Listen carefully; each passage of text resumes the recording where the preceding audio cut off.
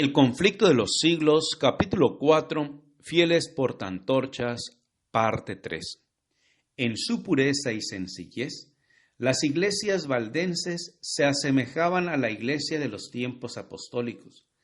Rechazaban la supremacía de papas y prelados y consideraban la Biblia como única autoridad suprema e infalible. En contraste con el modo de ser de los orgullosos sacerdotes de Roma, sus pastores seguían el ejemplo de su maestro, que no vino para ser servido, sino para servir. Apacentaban el rebaño del Señor, conduciéndolo por verdes pastos y a las fuentes de agua de vida de su santa palabra. Alejado de los monumentos de la pompa y de la vanidad de los hombres, el pueblo se reunía no en soberbios templos ni en suntuosas catedrales, sino a la sombra de los montes, en los valles de los Alpes, o en tiempo de peligro, en sitios peñascosos semejantes a fortalezas, para escuchar las palabras de verdad de labios de los siervos de Cristo. Los pastores no solo predicaban el Evangelio, sino que visitaban a los enfermos, catequizaban a los niños, amonestaban a los que andaban extraviados y trabajaban para resolver las disputas y promover la armonía y el amor fraternal. En tiempos de paz eran sostenidos por las ofrendas voluntarias del pueblo. Pero a imitación de San Pablo, que hacía tiendas, todos aprendían algún oficio o profesión con que sostenerse en caso necesario. Los pastores impartían instrucción a los jóvenes. A la vez que se atendían todos los ramos de la instrucción, la Biblia era para ellos el estudio principal. Aprendían de memoria los evangelios de San Mateo y de San Juan, y muchas de las epístolas. Se ocupaban también en copiar las Santas Escrituras. Algunos manuscritos contenían la Biblia entera y otros solamente breves trozos escogidos, a los cuales agregaban algunas sencillas explicaciones del texto, los que eran capaces de exponer las Escrituras. Así se sacaban a la luz los tesoros de la verdad que por tanto tiempo habían ocultado los que querían elevarse a sí mismos sobre Dios. Trabajando con paciencia y tenacidad en profundas y obscuras cavernas de la tierra, alumbrándose con antorchas, copiaban las Sagradas Escrituras, versículo por versículo y capítulo por capítulo.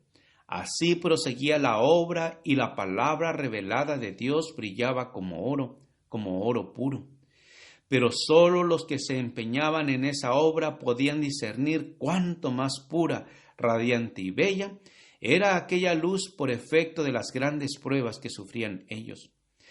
Ángeles del cielo rodeaban a tan fieles servidores. Satanás había incitado a los sacerdotes del Papa a que sepultaran la palabra de verdad bajo los escombros del error, la herejía y la superstición, pero ella conservó de un modo maravilloso su pureza a través de todas las edades tenebrosas. No llevaba la marca del hombre, sino el sello de Dios. Incansables han sido los esfuerzos del hombre para obscurecer la sencillez y la claridad de las Santas Escrituras, y para hacerles contradecir su propio testimonio. Pero a semejanza del arca que flotó sobre las olas agitadas y profundas, la palabra de Dios cruza y lesa las tempestades que amenazan destruirla. Como las minas tienen ricas vetas de oro y plata ocultas bajo la superficie de la tierra, de manera que todo el que quiere hallar el precioso depósito debe esforzosamente cavar para encontrarlo, así también contienen las Sagradas Escrituras tesoros de verdad que sólo se revelan a quienes los buscan con sinceridad, humildad y abnegación. Dios se ha propuesto que la Biblia fuese un libro de instrucción para toda la humanidad en la niñez, en la juventud y en la edad adulta, y que fuese estudiada en todo tiempo. Dio su palabra a los hombres como una revelación de sí mismo. Cada verdad que vamos descubriendo es una nueva revelación del carácter de su autor. El estudio de las Sagradas Escrituras es el medio divinamente instituido para poner a los hombres en comunión más estrecha con su Creador y para darles a conocer más claramente su voluntad. es el medio de comunicación entre Dios y el hombre. Si bien los valdenses consideraban el temor de Dios como el principio de la sabiduría, no dejaban de ver lo importante que es tratar con el mundo, conocer a los hombres y llevar una vida activa para desarrollar la inteligencia y para despertar las percepciones. De sus escuelas en las montañas, enviaban a algunos jóvenes a las instituciones del saber de las ciudades de Francia e Italia, donde encontraban un campo más vasto para estudiar, pensar y observar que el que se encontraba en los Alpes de su tierra. Los jóvenes así enviados estaban expuestos a las tentaciones, presenciaban de cerca los vicios y tropezaban con los astutos agentes de Satanás que les insinuaban las herejías más sutiles y los más peligrosos engaños. Pero habían recibido desde la niñez una sólida educación que los preparara convenientemente para hacer frente a todo esto. En las escuelas a donde iban no debían intimar con nadie. Su ropa estaba confeccionada de tal modo que podía muy bien ocultar el mayor de sus tesoros, los preciosos manuscritos de las Sagradas Escrituras.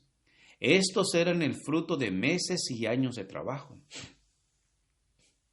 Los llevaban consigo y siempre que podían hacerlo, sin despertar sospecha, ponían cautelosamente alguna porción de la Biblia al alcance de aquellos cuyo corazón parecía dispuesto a recibir la verdad. La juventud valdense era educada con tal objeto desde el regazo de la madre, comprendía su obra y la desempeñaba con fidelidad. En estas casas de estudios se ganaban conversos a la verdadera fe, y con frecuencia se veía que sus principios compenetraban toda la escuela.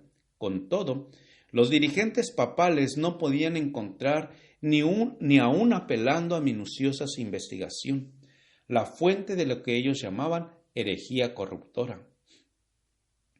El Espíritu de Cristo es un espíritu misionero. El primer impulso del corazón regenerado es el de traer a otros también al Salvador. Tal era el espíritu de los cristianos valdenses. Comprendían que Dios no requería de ellos tan solo que conservaran la verdad en su pureza, en sus propias iglesias, sino que hicieran honor a la solemne responsabilidad de hacer que su luz iluminara a los que estaban en tinieblas. Con el gran poder de la palabra de Dios, procuraban destrozar el yugo que Roma había impuesto. Los ministros valdenses eran educados como misioneros, y a todos los que pensaban dedicarse al ministerio se les exigía primero que adquiriesen experiencia como evangelistas.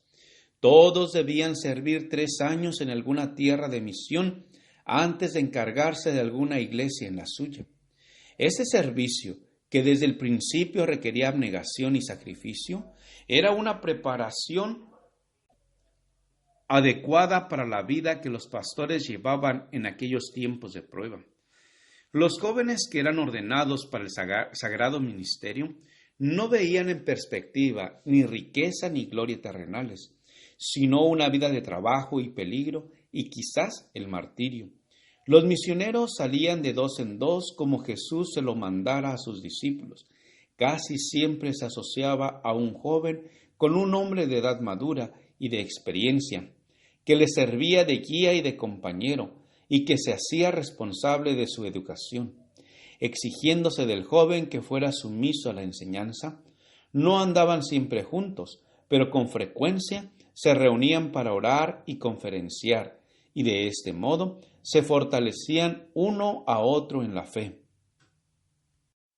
Gracias por escuchar este audio. Te invito a escuchar la siguiente parte. Jehová te bendiga y te guarde. Con aprecio, Pastor Juan Manuel Flores Espinosa.